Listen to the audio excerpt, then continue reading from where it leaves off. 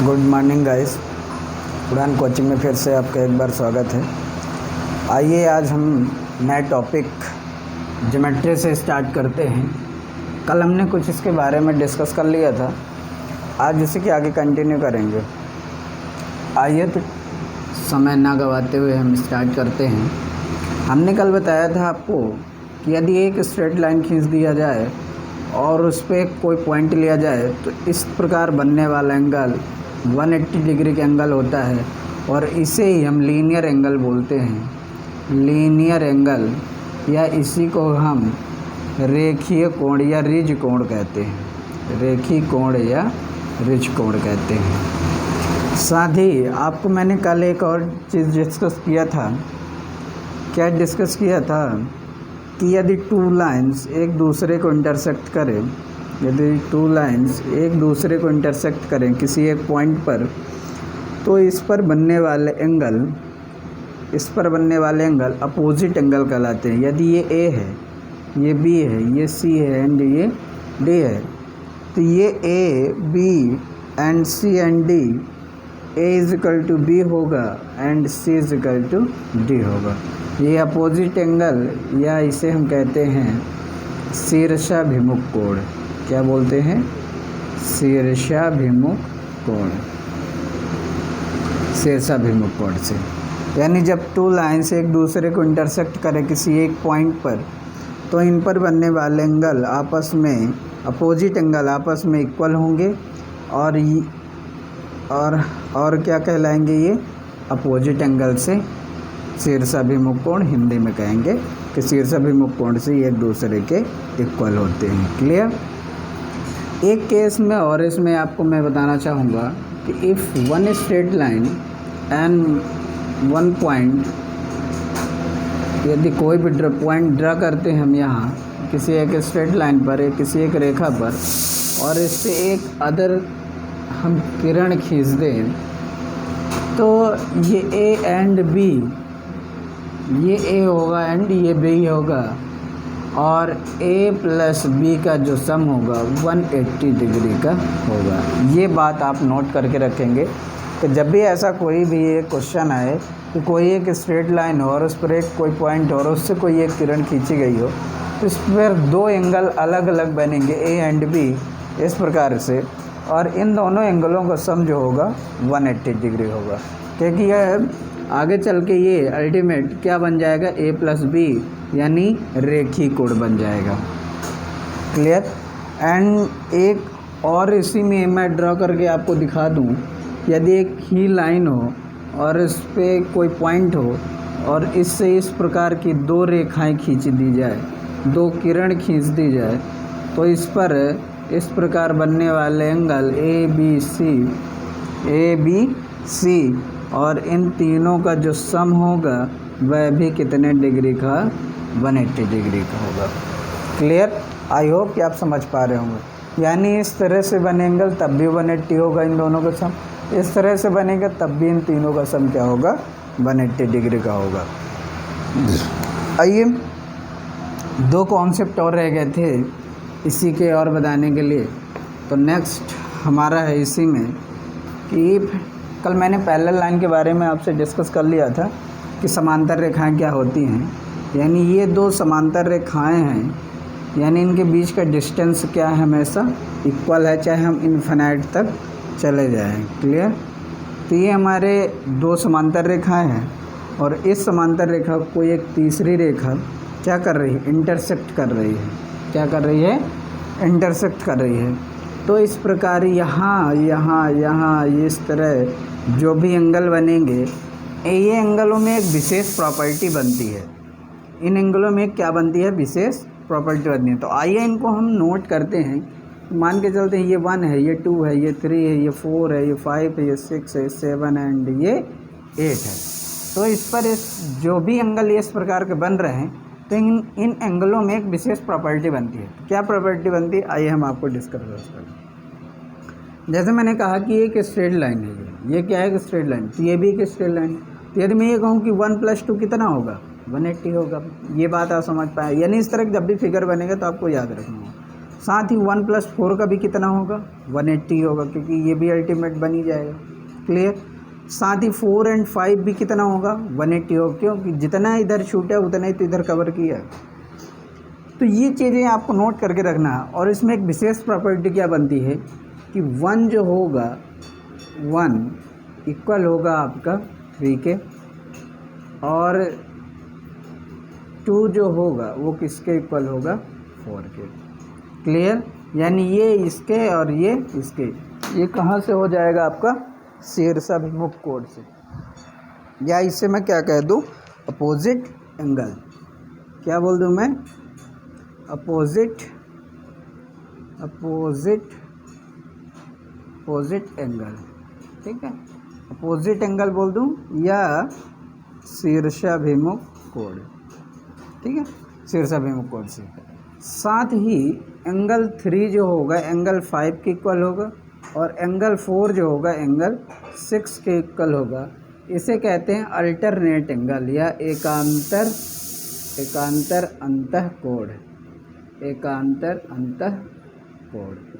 Clear, या alternate angle. Clear, alternate angle. तो जो प्रॉपर्टीज़ में वही प्रॉपर्टीज़ में जो इनमें विशेष प्रॉपर्टी लगती थी मैंने आपको बता दिया कि ये इसके इक्वल, ये इसके इक्वल, वो इसका भी डिस्कशन हो चुका है। अब मैंने बताया कि ये 3 जो होगा तो 5 के इक्वल होगा, ये 4 जो होगा तो 6 के इक्वल होगा। एक एंगल और इसमें से होता है इक्वल, तो आइए उसको भी देख लेते हैं। एंगल 1 जो होगा एंगल 5 के इक्वल होगा, यानी ये जो होगा तो इसके इक्वल होगा।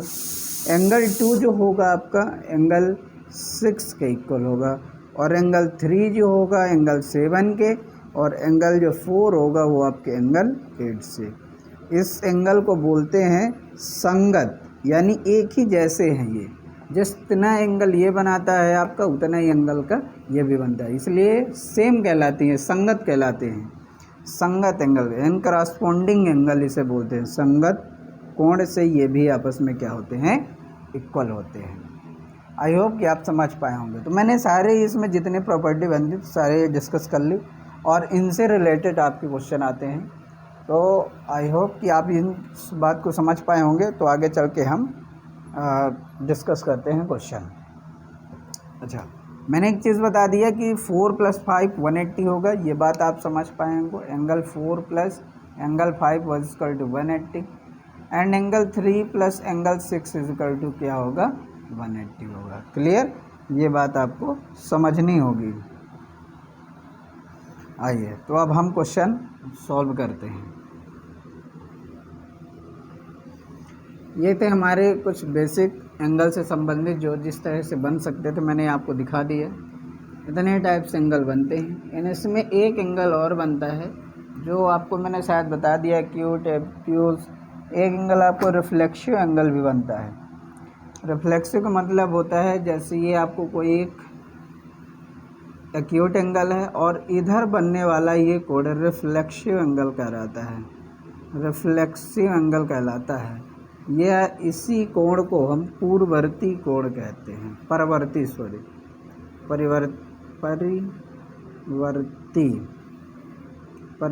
कोण, परिवर्ती कोण। क्लियर, यानी मैं ये कह सकता हूँ कि theta is greater than 180 and less than 360 degree. यानी ये परिवर्ती कोण या रिफ्लेक्सिव एंगल इसे बोलते हैं। कौन से? रिफ्लेक्सिव एंगल बोलते हैं इस कोण को। यानी ये न्यून कोण होगा और इससे ये वाला जो बाहर कोण बनेगा इसे हम रिफ्लेक्सिव या परिवर्ती कोण कहते हैं। क्लियर, तो इस तरह से आप समझ गए होंगे। और एक चीज़ और आप समझिए कि कॉम्प्लीमेंट्री एंगल क्या होता है, जिसे हम कहते हैं पूरक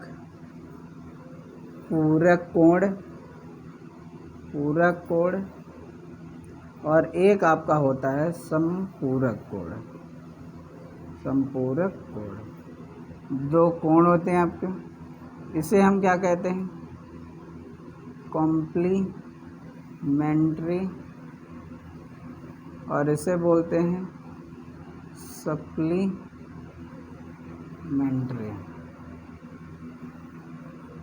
ठीक है, कॉम्प्लीमेंट्री एंड सप्लीमेंट्री एंगल।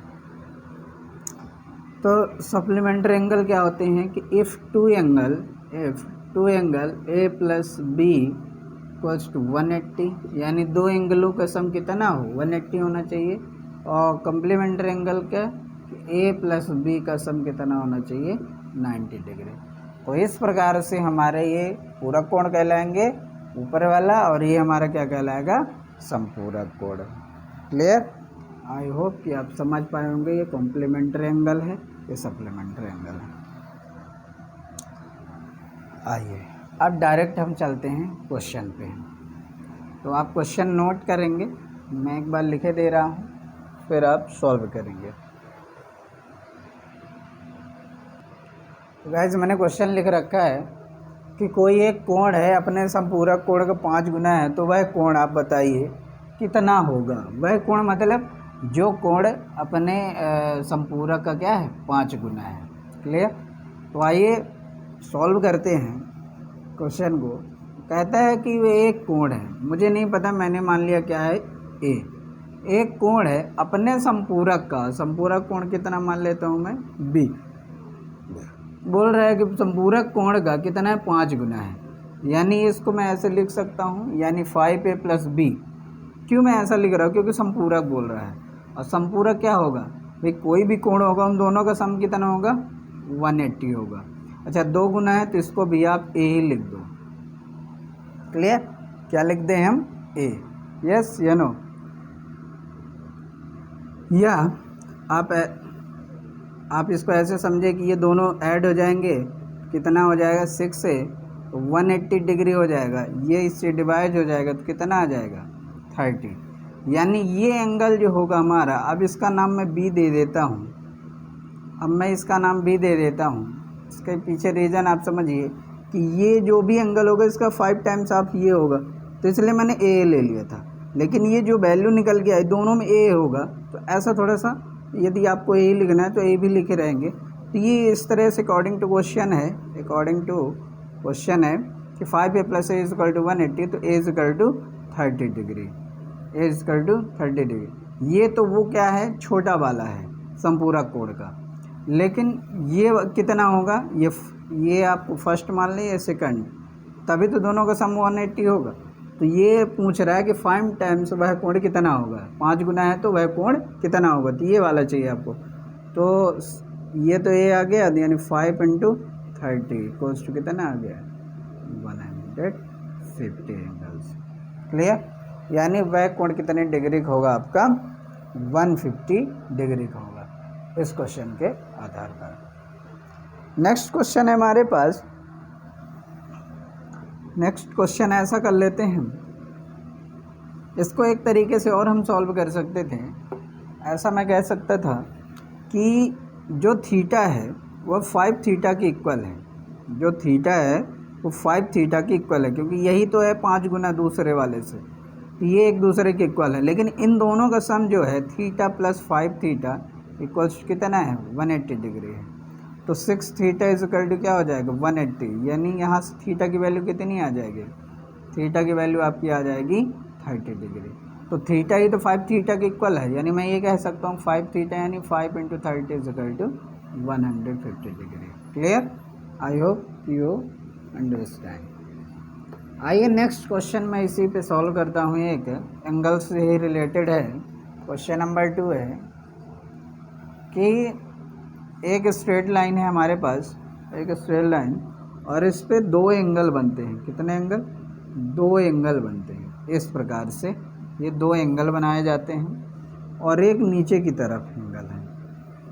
ये हमारे रे हैं और ये हमारी लाइन है।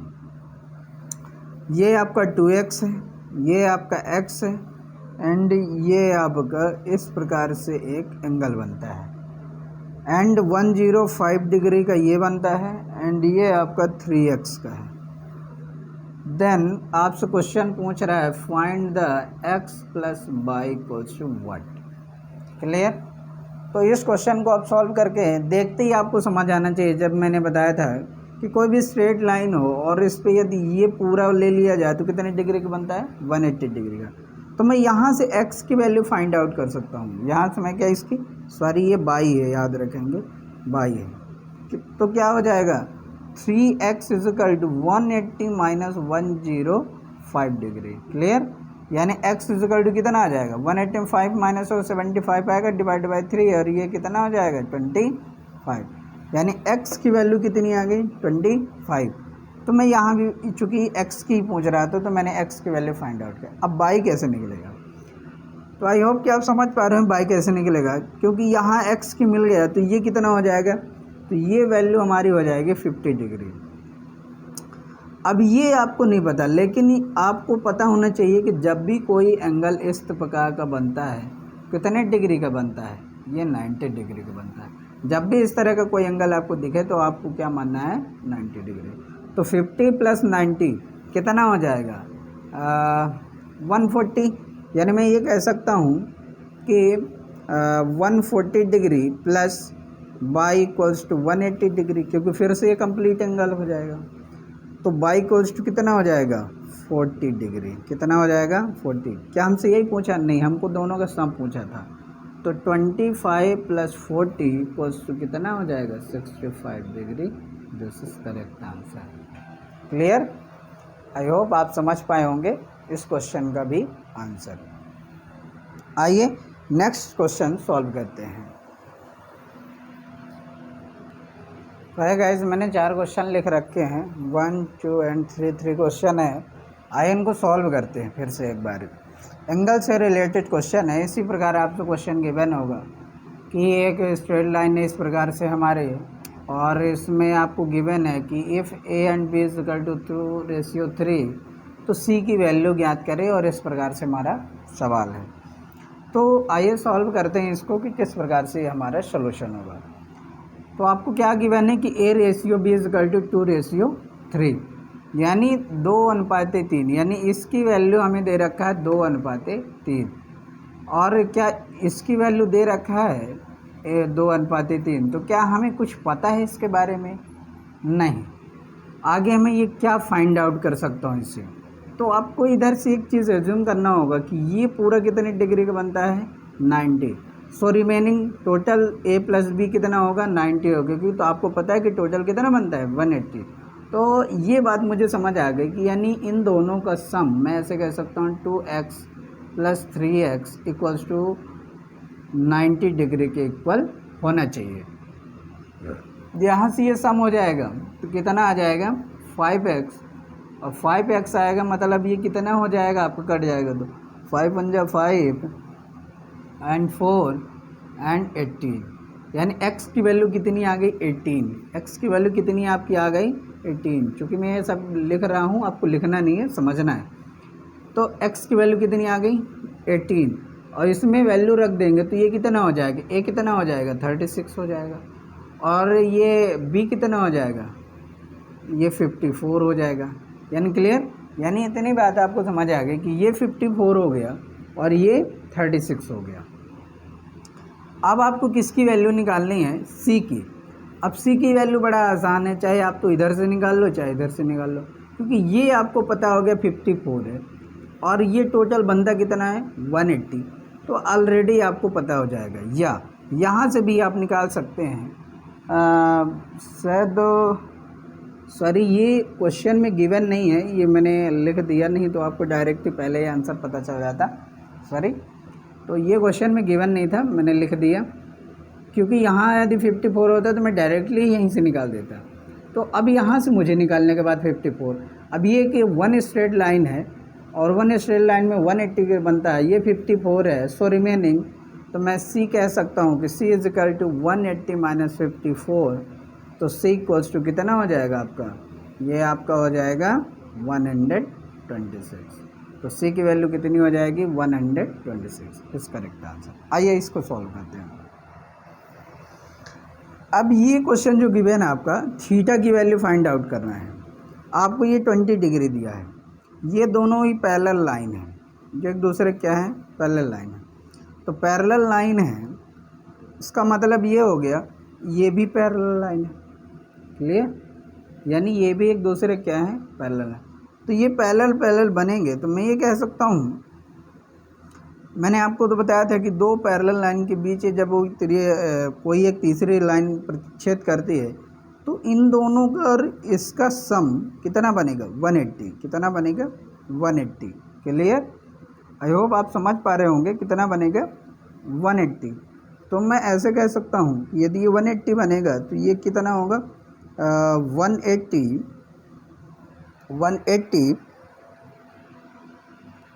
180 जो होगा आपका ये कंप्लीट होगा, यानी ये और ये मिल के 180 बनेगा।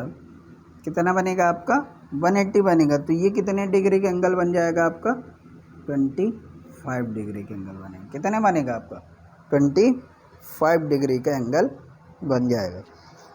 लेकिन आपको इसकी वैल्यू नहीं फाइंड आउट करनी थी। किसकी वैल्यू फाइंड आउट करनी है? थीटा की वैल्यू फाइंड आउट करना है। जब थीटा की वैल्यू फाइंड आउट करना है तो चूंकि ये भी पैरेलल है और दो पैरेलल लाइन को ये भी एक इंटरसेक्ट कर रही है, तो मैंने बताया था कि दो पैरेलल लाइन को जब कोई तीसरी लाइन पर इंटरसेक्ट करे तो उन पर बनने वाले अल्टरनेट एंगल क्या होते हैं? इक्वल होते हैं। अल्टरनेट एंगल क्या होते हैं? इक्वल। लेकिन ये कंप्लीट होना चाहिए। लेकिन ये 25 है, लेकिन ये तो पहले से गिवन है हमें 20, तो 20 या 25 कितना हो जाएगा? ये टोटल ये आपका कंप्लीट हो जाएगा 45 डिग्री। ये 45 तो ये भी कितना हो जाएगा 45 डिग्री। क्लियर? आई होप आप समझ पाए होंगे। अब आइए इस क्वेश्चन पे सॉल्व करते हैं। क्वेश्चन हमें गिवन है इस प्रकार से, बोल रहा है थीटा की वैल्यू ज्ञात कीजिए। मैं यदि एक काम करूं कि इसको और आगे एक्सटेंड कर दूं और आगे ऐसे एक्सटेंड कर दूं, क्लियर, तो ये एक दूसरे के पैरेलल हो जाएंगे। ये एक दूसरे क्या हो जाएंगे? समान। तो फिर से यदि समांतर होंगे तो ये 130, तो ये कितने डिग्री का बनेगा? फिर वही इन दोनों का समय 180 होगा, तो ये कितना बनेगा आपका? तो कितना बन जाएगा 50 डिग्री। कितना बन जाएगा 50। और यदि मैं इसी के पैरेलल लाइन पे एक नीचे और ऐसे इस प्रकार ड्रॉ कर लूँ, समझिएगा बात को, यानी इसके नीचे एक और लाइन ऐसे मैं इसे ड्रॉ कर लेता हूँ, तो क्या होगा? इसके पर तो ये जो एंगल होगा इन दोनों का सम भी 180 होगा। तो ये 110 है तो ये कितना होगा 70। अब ये पैरेलल ही तो है और ये भी पैरेलल, तो ये और ये कितना हो जाएगा 50 डिग्री हो जाएगा। क्लियर? संगत कोण, करस्पॉन्डिंग एंगल 50। लेकिन हमको चाहिए क्या? थीटा चाहिए। तो अब यहाँ से हमारा आसान हो गया थीटा निकालना, यानी थीटा इज इक्वल टू क्या होगा 180 माइनस 70 प्लस 50। क्लियर? यानी theta is equal to 180 minus कितना हो जाएगा 120, यानी थीटा इज इक्वल टू कितना हो जाएगा 60। थीटा इज इक्वल टू कितना हो जाएगा आपका 60 degree. 60 degree is correct answer. Clear? I hope आपकी समझ पाए होंगे। इसमें एक क्वेश्चन और बनता है, तो आइए उसको भी आपको दिखा देता हूँ कि वो किस प्रकार से क्वेश्चन है।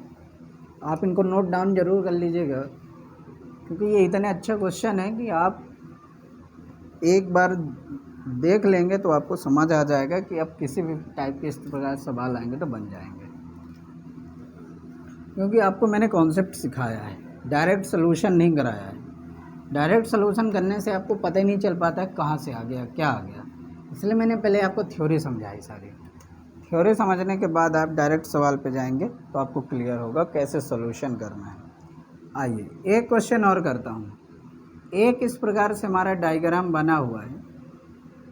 इस डायग्राम को आप समझेंगे कि ये पैरेलल ही है, ये अपनी पैरेलल लाइन है। ये कितने डिग्री के एंगल बनता है?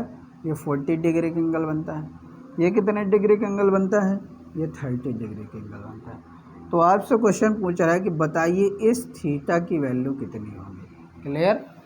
आपसे क्या पूछ रहा है? इस थीटा की वैल्यू बताइए कितनी होगी। तो जब भी ऐसे सवाल हैं तो आपको पता है कि ये दो पैरेलल लाइन हैं। एज्यूम करिए कि यदि मैं इस लाइन इन दोनों के पैरेलल बीच में एक लाइन और मैं ड्रा करूँ, वो भी इनके पैरेलल ही, यानी इसके पैरेलल ही, समांतर ही, ऐसे ड्रा करो, एक बात मुझे समझ आ जाएगी, ये आगे बढ़ेगा ये भी आगे बढ़ेगा, यानी ये दोनों पैरेलल है और ये तीसरी लाइन इंटरसेक्ट करेगी। क्लियर? यस। यानी जब ये 40 डिग्री का होगा तो ये भी कितने डिग्री का होगा 40, क्योंकि दो पैरेलल लाइन अल्टरनेट एंगल आपस में इक्वल होते हैं। एंड सेम ये 30, तो ये कितने, अच्छा ये मैंने किया है और ये 30 डिग्री और थीटा कंप्लीट है, तो मैं कह सकता हूँ theta is equal to 70 degree. I hope कि आप समझ पाए होंगे। क्लियर। तो इस तरह से हमारे कुछ मैंने जितने भी बेसिक से और कुछ एडवांस लेवल के एंगल टाइप से क्वेश्चन बनते थे, सारे क्वेश्चन मैंने डिस्कस कर दिए। आई होप कि आप समझ पाए होंगे। और नेक्स्ट अब हम आगे और आपको लेके चलते हैं। आइए गाइस, रूल नंबर 2 हम आपको दिखाते हैं कि अभी हमारे एंगल से रिलेटेड क्वेश्चन थे, अब मैं बेसिक ट्रायंगल से रिलेटेड आपको क्वेश्चन दिखाता हूँ। मैंने ये 3 प्रकार से एंगल बना रखे हैं। इन तीनों एंगल का बेसिक आप समझिए कि ये ए बी सी, ये 3 एंगल है, 3 वर्टेक्स है हमारे। चूँकि कोई भी ट्रायंगल बनेगा वो हमेशा 3 साइड से मिलकर ही बनेगा या 3 एंगल से मिलकर बनेगा।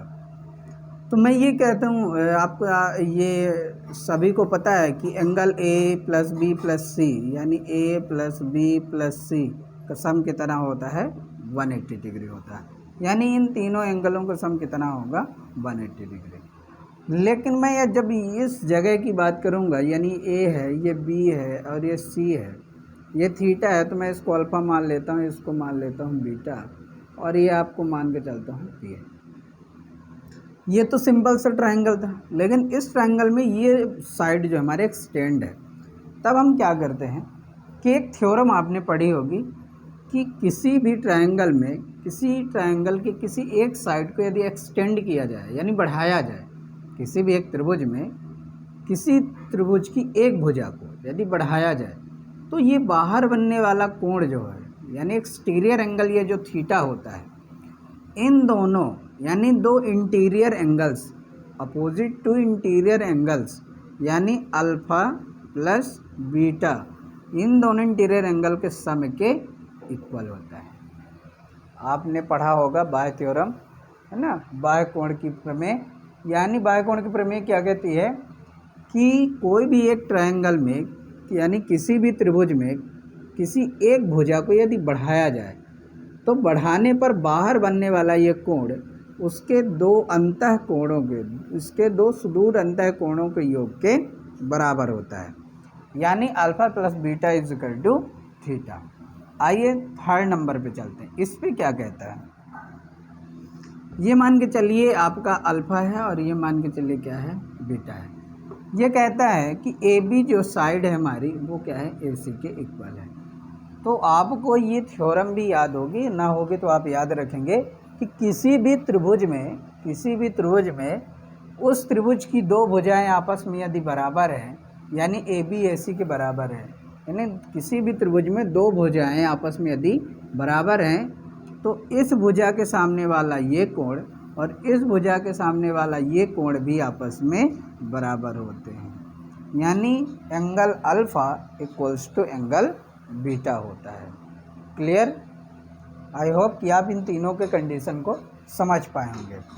4th नंबर की इसमें एक और ट्रायंगल बनता है जिसे मिड थ्योरम बोलते हैं। यानी डी नंबर का एक ट्रायंगल में एक और थ्योरम बनती है आपकी। यानी एक ट्रायंगल है आपका ये A B C and D and E, ये पॉइंट डी आपका है और ये क्या है, ई है।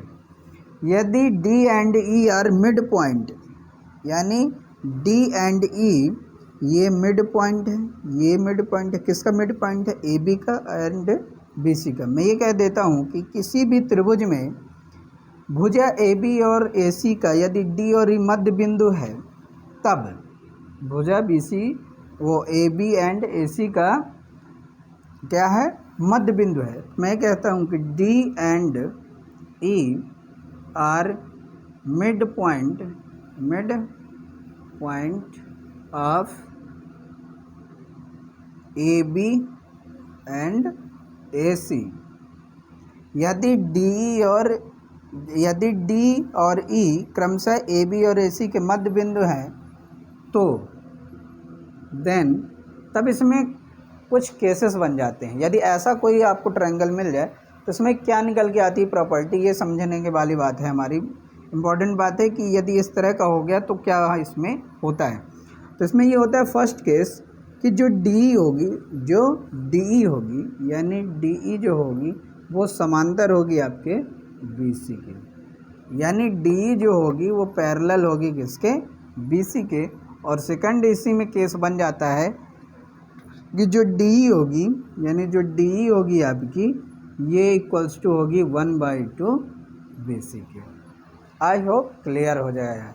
यानी मिड पॉइंट थ्योरम क्या कहती है कि किसी भी ट्रायंगल में कोई भी त्रिभुज हो, उस त्रिभुज की दो भुजाओं की यदि क्रमशः D और E मध्य बिंदु हों और उन मध्य बिंदुओं को आपस में मिलाया जाए तो वो भुजा, ये जो भुजा बन के तैयार होती है वो तीसरी भुजा के समांतर होती है। यानी ये वाली भुजा जो है हमारी इस भुजा के समांतर होगी और साथ ही साथ ये भुजा इस भुजा की हाफ होती है यानी आधी होती है। क्लियर? यानी आप इस बात को समझ पाएंगे कि जितने भी मैं ट्रायंगल बना रहा हूँ इनसे रिलेटेड क्वेश्चन आते हैं, इनसे डायरेक्टली क्वेश्चन ही आते हैं। यानी ऐसे रख देगा और बोलेगा सॉल्व कीजिए, यहाँ किसी की वैल्यू रख देगा बोलेगा सॉल्व कीजिए। तो जब भी आपको ये थ्योरम याद रहेगी कि यदि ये मिड पॉइंट है तो मिड पॉइंट होने पर क्या क्या कंडीशन होती है, यानी ये इसके पैरेलल हो जाती है और साथ ही साथ ये जो है तो इसके आधी हो जाती है, तो आपको क्वेश्चन सॉल्व करने में आसानी हो जाएगी। आई होप क्लियर हो गया होगा। आइए एक दो और ट्रायंगल हैं जिनको मैं लिखता हूं और समझाता हूं आपको। तो ये क्वेश्चन मैंने लिख रखा है गाइस, देखिए एक और थ्योरम है हमारे ट्रायंगल से रिलेटेड कि ये ट्रायंगल है ABC एंड क्रमशः DE and F are mid point of AB BC and AC। यानी ये जो क्रमशः EF और D है, यानी AB का मध्य बिंदु F है, BC का मध्य बिंदु D है एंड AC का मध्य बिंदु E है। यदि ये तीनों ही मध्य बिंदु है तो इनको क्रमशः आपस में मिला देने से ये जो ट्रायंगल बनता है, ये जो ट्रायंगल बनता है अलग अलग, ठीक है, 1 2 3 एंड 4, ये 4 ट्रायंगल बनते हैं हमारे। यानी किसी भी त्रिभुज के मध्य बिंदुओं को मिलाने से और इसको आपस में मिला देने से जो ट्रायंगल बनता है वो क्रमशः किस प्रकार का ट्रायंगल बनता है, तो याद रखेंगे कि जो ये एरिया होगा वही इसका भी एरिया होगा, वही इसका भी एरिया होगा और वही इसका भी एरिया होगा। यानी मैं ये कहूँ कि AFE का जो क्षेत्रफल होगा वह FBD के बराबर होगा और इसी का जो क्षेत्रफल होगा FED के बराबर होगा और इसका जो क्षेत्रफल होगा FECD के इक्वल होगा और इसका जो क्षेत्रफल होगा वह AEF के इक्वल। यानी ये आपस में क्या होंगे, सारे इक्वल होंगे जब ये मध्य बिंदुओं को क्रमशः आपस में हम मिला देते हैं। और यदि मैं ये कहूँ कि इनका एक इसका एंगल कंप्लीट एंगल के कितने के भाग के बराबर होता है, तो याद रखेंगे कि एरिया ऑफ DEF मैंने लिया, ये वाला ट्रायंगल ले लिया, यानी area of DEF equals to यानी पूरे एंगल का 1/4 एरिया हो जाएगा। जब भी ऐसा क्वेश्चन पूछे कि टोटल एंगल दे दे या इसका एंगल दे दे और पूछ दे कि इसका बताओ, तो इसका ये जो एंगल होता है इसका कंप्लीट एंगल का 1/4 होता है और ऐसा मैं कह दूं कि ये जो एंगल होता है इस एंगल का ये कंप्लीट एंगल 4 टाइम्स गुना होता है। क्लियर? यानी आपको ये बात समझनी होगी कि ये जो मिड पॉइंटों को आपस में मिला देते हैं हम, तो ये जो ट्रायंगल होता है ये अपने ही बराबर 3 और एंगल का निर्माण कर देता है और साथ में अपने आप को लेकर 4 एंगल बनाता है, और सॉरी 4 इक्वल एरिया बनाता है ये। तो इस तरह से आपको ये याद रखना है। एंड मैं एक क्वेश्चन लिख रखा हूँ, इस क्वेश्चन को आप देखें, मैंने 2 ट्रायंगल एक साथ ज्वाइन किया है। मैंने पहले ABC लिया, फिर मैंने लिख दिया DEF। ये क्वेश्चन है यानी 2 ट्रायंगल, आपको पता है क्या पता है कि किसी भी एक ट्रायंगल का तीनों एंगलों का सम कितना होता है 180, ये मैं बता रखा हूँ आपको। तो किसी भी त्रिभुज के तीनों कोणों का योग कितना होता है 180। तो इसमें मैंने 2 एंगलों को ज्वाइन करा रखा है, यानी एक ट्रायंगल हमारा क्या है, एक त्रिभुज क्या है ABC है और दूसरा त्रिभुज हमारा क्या है DEF है। तो क्वेश्चन में पूछ रहा है कि बताइए 1 2 3 4 5 6 यानी टोटल यानी 1 2 3 4 5 6 सभी एंगलों को सम पूछ रहा है। तो आपको पता है, क्या पता है कि ये 2 त्रिभुज हैं, और 2 त्रिभुज मतलब एक त्रिभुज 180, तो 2 त्रिभुज का मतलब 360। ये डायरेक्टली क्वेश्चन पूछा गया था एसएससी में एक बार, इसलिए मैंने इसको आपको बता दिया कि ध्यान रखेंगे जब 2 त्रिभुज आपस में ज्वाइन हो जाएं और उसमें पूछा जाए इस प्रकार से कि कितने डिग्री का कोण बनेगा कंप्लीट, तो कितना बनेगा 360 डिग्री का। आई होप कि आपका क्लियर हो गया होगा ये भी सवाल। ठीक है, इसी तरह की एक और क्वेश्चन आता है, तो उस क्वेश्चन को देखेंगे कैसे ये ट्रायंगल बनाएगा। इसको थोड़ा सा मैं इरेज कर दूँ, उसके बाद बनाता हूँ। अरे गाइस, मैं एक ट्रायंगल और बना के रखा हूँ। अब इस ट्रायंगल को देखने के बाद आप समझिए ये कम्प्लीटली 2 एंगल हमें नहीं दिखते हैं। यानी आप इसको ध्यान से देखें तो आप कंप्लीट इसे नहीं कह सकते कि 2 एंगल एक साथ ज्वाइन है। क्लियर? तो ये जो ट्रायंगल है हमारा वो प्रीवियस ट्रायंगल से डिफरेंट है। तो इसमें कह रहा है कि इस find angle 1 plus angle 2 plus angle 3 plus angle 4 plus angle 5 की वैल्यू क्या होगी। यानी सभी ट्रायंगलों का सम किया जाए तो कितने डिग्री का कोण बनेगा कंप्लीट, इन सभी के सम। अब आप देखिए कि ये यदि ये वाला ट्रायंगल लिया जाए तो कंप्लीट नहीं बन रहा है, और यदि ये वाला लिया जाए तब भी ये कंप्लीट नहीं बन रहा है। यानी ये ज्वाइन होता तो मैं मान लेता, बट ये ज्वाइन नहीं है। तो इस प्रकार के एंगल को कैसे सॉल्व करेंगे, तो आइए मैं आपको अब दिखाता हूँ कि इसका सॉल्यूशन कैसे होगा। यदि मैं सॉल्व करूँ ये जो आपको ट्रायंगल एक, मैं इसकी बात करूँ सिर्फ एंगल इतने की बात करूँ, ये वाले, तो ये जो एंगल होगा हमारा और ये भी एंगल, इस एंगल की हमें पता चल जाए और इस एंगल का पता चल जाए तो इन तीनों का ही सम हमारा क्या होगा, एक कंप्लीट ट्रायंगल का निर्माण करेगा। अभी इसको छोड़ते हैं, पहले इसकी बात कर लें। एक छोटा सा ट्रायंगल लेकर चलते हैं, ये कैसे हमें पता चले कि ये कोण कितने डिग्री का है। तो आप समझिए कि ये जो ट्रायंगल है हमारा, ये वाले से आप ध्यान देंगे, इस ट्रायंगल को यदि हम साथ करें तो इस ट्रायंगल का ये एक्सटेंडेड पॉइंट है, यानी इन दोनों का सम ही ये बनेगा हमारा, यानी एंगल 1 प्लस एंगल 4 के इक्वल होगा ये वाला एंगल, कि नहीं होगा? क्यों? क्योंकि मैंने अभी आपको बताया कि किसी भी त्रिभुज में किसी एक भुजा को यदि एक्सटेंड किया जाए तो इस पर बाह्य बनने वाला एंगल जो होता है इसके इंटीरियर 2 एंगल के सम के इक्वल होता है।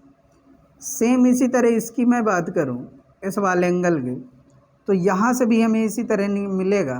कौन कौन से? इस वाले एंगल की बात कर लूँ, इस वाले एंगल, तो ये ट्रायंगल का ये एक्सटेंडेड पॉइंट कहलाएगा, यानी ये एंगल, यानी इन दोनों का सम ही होगा, यानी कितना होगा 2 + 5 होगा। क्लियर?